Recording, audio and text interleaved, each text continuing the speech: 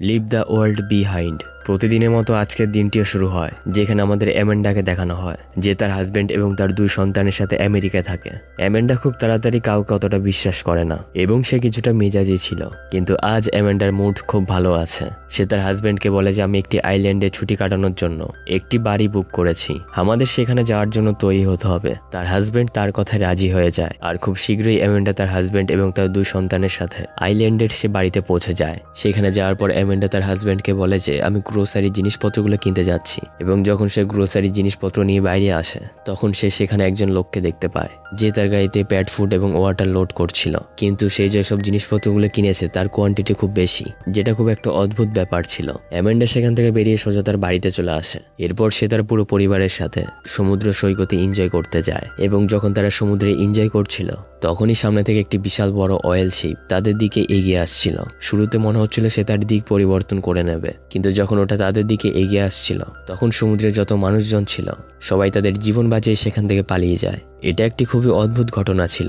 এরপর সিকিউরিটির কাছ থেকে তারা জানতে পারে যে না শুধু এই অয়েল শিপ বরং অনেকগুলো শিপ এভাবেই সমুদ্রের কিনারে চলে এসেছে। অ্যামেন্ডা এরপর তার পরিবারকে নিয়ে বাড়িতে ফিরে আসে। বাড়িতে আসার পর তারা জানতে পারে যে ইন্টারনেট কাজ করছে না, অর্থাৎ তারা অনলাইন ফুড অর্ডার করতে পারবে না। বাচ্চারা সব ঘুমানোর পর অ্যামেন্ডা যখন তার হাজবেন্ডের সাথে নিচে ছিল তখনই কেউ তাদের দরজায় নক করে, আর যখনই তারা দরজা খুলে তখন একটি লোক তার মেয়ের সাথে বাইরে দাঁড়িয়েছিল। সে তাদের বলে আমার নাম স্কট আর এটা আমাদেরই বাড়ি, আমি শহরেই থাকি, কিন্তু শহরে হঠাৎ করে সব লাইট চলে গেছে, এর জন্যই আমাকে আমার মেয়ের সাথে এখানে চলে আসতে হয়েছে। আমি জানি তোমরা এই বাড়িটি রেন্ট করার জন্য পয়সা দিয়েছো, আমি তোমাদের টাকা ফিরিয়ে দেবো, শুধুমাত্র আজ রাতে আমাকে বেসমেন্টে থাকতে দাও। অ্যামেন্ডা তার উপর বিশ্বাস করে না, এর জন্য সে প্রথমে তার হাজবেন্ডের সাথে আলাদা কথা বলে। তার হাজবেন্ড বলে আমার মনে হচ্ছে যে ওরা সত্যি কথা বলছে। এরপর স্কটের মেয়ে টিভি চালায়, কিন্তু টিভিতে কোনো চ্যানেলই আসছিল না, প্রতিটা চ্যানেলে একটাই কথা লেখা রয়েছে, আনরিকগনাইজড ইমার্জেন্সি অ্যালার্ট। অ্যামেন্ডা বুঝতে পারে যে স্কট সত্যি কথাই বলছে। স্কটের মুখে স্পষ্টভাবেই সমস্যা দেখা যাচ্ছিল।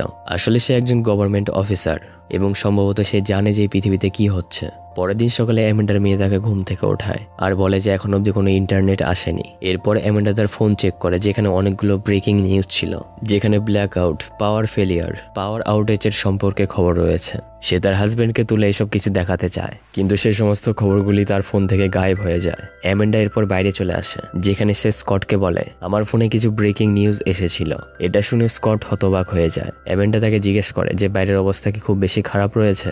স্কট বলেছে না, খুব তাড়াতাড়ি সবকিছু ঠিক হয়ে যাবে। কয়েক বছর আগে ঠিক এরকমই কিছু একটা হয়েছিল, যখন 2টি ছেলে মিলে একটি ভাইরাস তৈরি করেছিল। আমি আশা করছি শীঘ্রই সবকিছু ভালো হয়ে যাবে। এরপর আমাদের অ্যামেন্ডার মেয়েকে দেখানো হয় যে বাইরে ছিল। তখনই সেখানে একটি হরিণ চলে আসে। সে ওটাকে খুব মনোযোগ দিয়ে দেখে এবং খুব শীঘ্রই সেখানে অনেকগুলো হরিণ চলে আসে। আর এখন স্কট তার নেবারে বাড়িতে যায়, কিন্তু সেখানে সমস্ত জিনিসপত্র ছড়িয়ে ছিটিয়ে ছিল, বাড়িতে কেউই ছিল না। স্কট ঘরের ভিতরে যায়। সে জানতো যে তার নেবারের কাছে একটি স্যাটেলাইট ফোন রয়েছে। সে ওই স্যাটেলাইট ফোনটি নিয়ে বাইরে চলে আসে, কিন্তু কোনো সিগন্যালই আসছিল না, কারণ আমেরিকার যে স্যাটেলাইট রয়েছে সে তার অবস্থান পরিবর্তন করে নিয়েছিল। এর জন্য সে বিচে চলে আসে, কিন্তু সে সমুদ্রের বিচে এসে দেখতে পায় যে সেখানে একটি প্লেন ক্র্যাশ করেছিল। এখানকার দৃশ্য খুবই ভয়ঙ্কর ছিল। তখনই সে উপরের দিকে দেখে একটি প্লেন তার দিকে এগিয়ে আসছে। সে বুঝতে পেরে যায় যে এই প্লেনটিও এখানে ক্র্যাশ হতে চলেছে। সে তার জীবন বাঁচানোর জন্য ঘরের ভিতরে চলে যায়, কিন্তু জলের মধ্যে প্লেন ক্র্যাশ হওয়ার কারণে জলের ঢেউ ঘরের ভিতরে অবধি চলে আসে, যার কারণে স্কট ভিজে যায়। আর এখন স্কট তার বাড়িতে ফিরে আসে, যেখানে সে তার মেয়েকে বলে যে সে পুলে পড়ে গিয়েছিল। আসলে সে তার মেয়েকে ভয় দেখাতে চায় না, সে তার মেয়েকে অন্য একটি রুমে পাঠিয়ে দেয়। তারপরে সে অ্যামেন্ডাকে বলে যে যাই হয়ে যাক না কেন স্যাটেলাইট ফোন কখনো কাজ করা বন্ধ করে না।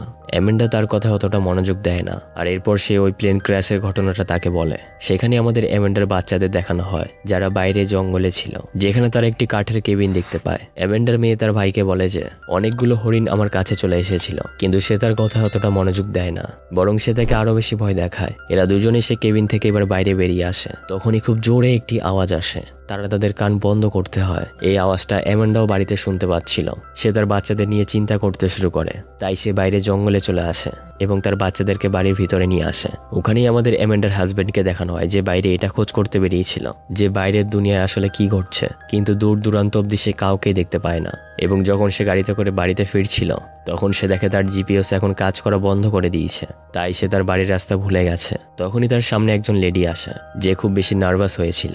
সে বলে যে গত 2 দিন ধরে আমি আমার বাড়ি খুঁজে বেড়াচ্ছি, কিন্তু জিপিএস কাজ করা বন্ধ করে দেওয়ার কারণে আমি আমার ঘর খুঁজে পাচ্ছি না।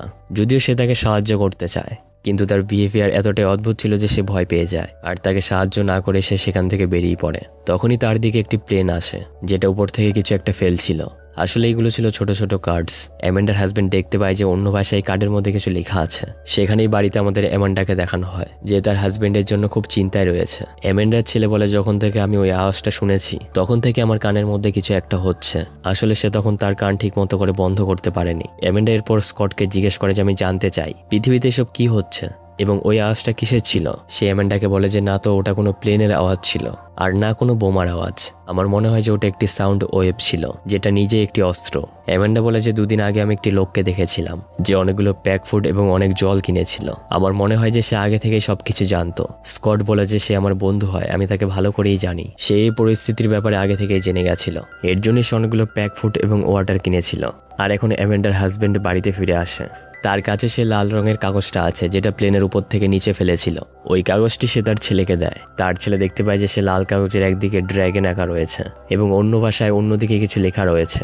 সে তার মধ্যে একটি শব্দ চিনতে পারে যেটা সে একটি গেমের মধ্যে দেখেছিল। সে বলে যে শব্দটার মানে হলো যে আমেরিকার শেষ। এটা শুনে অ্যামান্ডা এবং অ্যামান্ডার হাজবেন্ড খুব বেশি ভয় পেয়ে যায় এবং তারা সিদ্ধান্ত নেয় যে তাদের শহরের বাড়িতে তারা ফিরে চলে যাবে। তারা তাদের জিনিসপত্রগুলো গাড়িতে তুলে নেয়। যদিও স্কট তাদের বোঝানোর চেষ্টা করে যে তোমাদের শহরে যাওয়া উচিত হবে না, সেখানকার অবস্থা খুব বেশি খারাপ রয়েছে, কিন্তু অ্যামান্ডা তার কোনো কথাই শোনে না এবং তার পরিবারকে নিয়ে তারা সেখান থেকে বেরিয়ে পড়ে। কিছু দূর যাওয়ার পর তারা দেখতে পায় যে সেখানে অনেকগুলো গাড়ি লাইন ধরে দাঁড়িয়ে আছে। আসলে হঠাৎ করেই সমস্ত গাড়িগুলো আনকন্ট্রোল হয়ে গেছিল এবং একে অপরের সাথে ধাক্কা লেগেছে আর এখন আগে যাওয়ার কোনো রাস্তা নেই। আসলে গাড়ির মধ্যে যেসব সিস্টেম রয়েছে সেগুলো এখন খারাপ হতে চলেছে। তখনই অ্যামান্ডা দেখতে পায় যে পিছন থেকে একটি সাদা গাড়ি তাদের দিকে এগিয়ে আসছে। সে দ্রুত তার পরিবারকে নিয়ে গাড়িতে উঠে বসে এবং তাদের গাড়িটি সেখান থেকে সরিয়ে নেয়, যার ফলে তাদের জীবন বেঁচে যায়। আর এখন অ্যামান্ডা তার পরিবারকে নিয়ে আরেকবার স্কটের বাড়িতে ফিরে আসে। স্কট অ্যামান্ডার সাথে বসেছিল আর স্কটের মেয়ে এবং অ্যামান্ডার হাজবেন্ড বাইরে ছিল। তখনই তারা দেখতে পায় যে পুলের মধ্যে অনেকগুলো ফ্লামিঙ্গোজ এসে গেছে, যেটা এমনিতেও একটি খুব অদ্ভুত ব্যাপার ছিল। ভিতরে স্কট এবং অ্যামান্ডা ছিল। স্কট অ্যামান্ডাকে বলে যে আমার একজন বন্ধু আছে যে খুব ধনী এবং সে এরকম ধরনের পরিস্থিতির ব্যাপারে আগে থেকেই খবর পেয়ে যায়। এই কারণে সে এ ধরনের পরিস্থিতি থেকে বাঁচার জন্য খুব বড় বড় এবং বিলাসবহুল বাড়ি তৈরি করেছে। তখনই সে অদ্ভুত আওয়াজ আরেকবার আসতে শুরু করে দেয়। এই আওয়াজটি খুব জোরে ছিল, সবাই তার কান বন্ধ করে নেয়, কিন্তু এই আওয়াজটা এতটাই জোরে ছিল যে ঘরের সমস্ত জিনিস ভাঙতে শুরু করে দেয়। অনেকক্ষণ পর গিয়ে এই আওয়াজটি বন্ধ হয় আর এখন সবাই খুব ভয় পেয়ে রয়েছে। রাতে অ্যামান্ডার পুরো পরিবার সবাই একসাথে ঘুমায়। পরের দিন সকালে যখন তার ছেলে ঘুম থেকে ওঠে তখন সে দেখে যে তার দাঁত নিজে থেকেই পড়ে যাচ্ছে। এটা দেখে অ্যামান্ডা এবং অ্যামান্ডার হাজবেন্ড সম্পূর্ণরূপে আতঙ্কিত হয়ে যায়। স্কট বলে যে লোকটিকে তুমি জিনিসপত্র কিনতে দেখেছিলে সে আমার বন্ধু হয়, আমার বিশ্বাস যে তার কাছে এর কোনো ওষুধও থাকবে, সে এখানে কাছেই থাকে।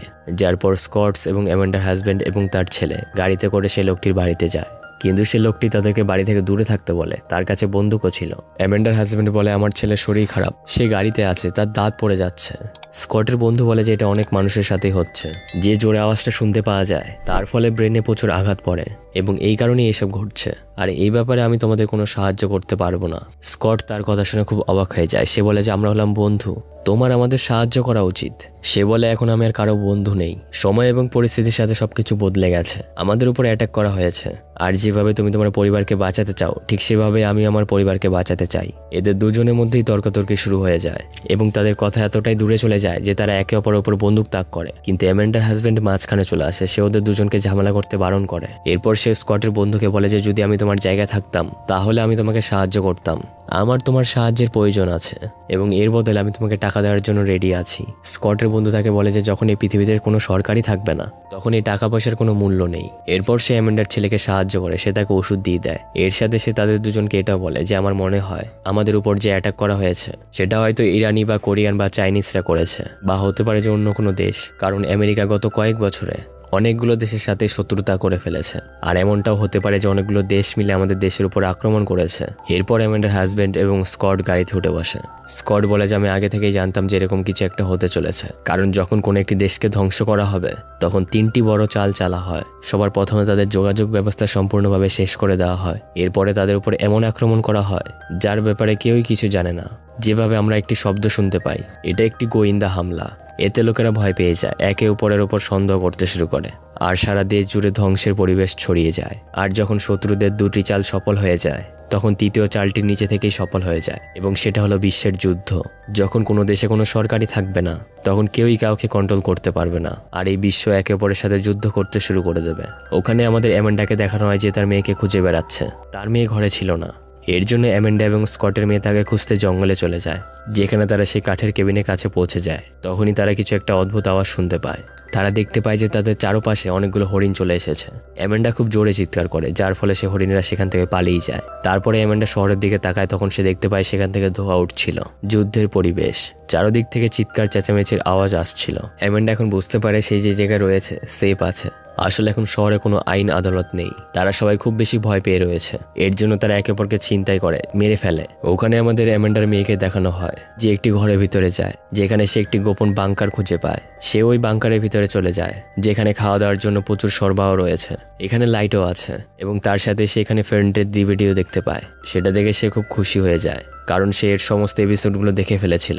শুধুমাত্র তার শেষ পর্বটাই দেখা বাকি ছিল, আর এখন সে ওই এপিসোডটাকেও দেখে নেয়। আসলে এই বাড়ি, এই বাংকার সেই বাংকারটাই ছিল যার সম্পর্কে স্কট বলেছিল যে তার একজন বন্ধু আছে যে খুব ধনী ব্যক্তি এবং সে এই ধরনের বিপদের সম্পর্কে আগে থেকেই জানতো। এর জন্য সে একটি বাংকার তৈরি করেছে, যেখানে খাবার দাবার বেঁচে থাকার জন্য অনেক জিনিসপত্র রয়েছে এবং এই জায়গাটি ছিল সম্পূর্ণভাবে সেফ। আর এখন যেহেতু অ্যামেন্ডার মেয়ে এখানে চলে এসেছে, তো অ্যামেন্ডার পুরো পরিবারও স্কটের সাথে এখানে চলে আসবে, আর তারা সম্পূর্ণভাবে নিরাপদে এখানে থাকতে পারবে। এর সাথে এই গল্পটি এখানেই শেষ হয়ে যায়। তোমাদের কি মনে হয় যে এই আক্রমণটি কারা করেছিল? কমেন্ট করে অবশ্যই জানাবে। আশা করছি গল্পটি তোমাদের খুব পছন্দ হয়েছে।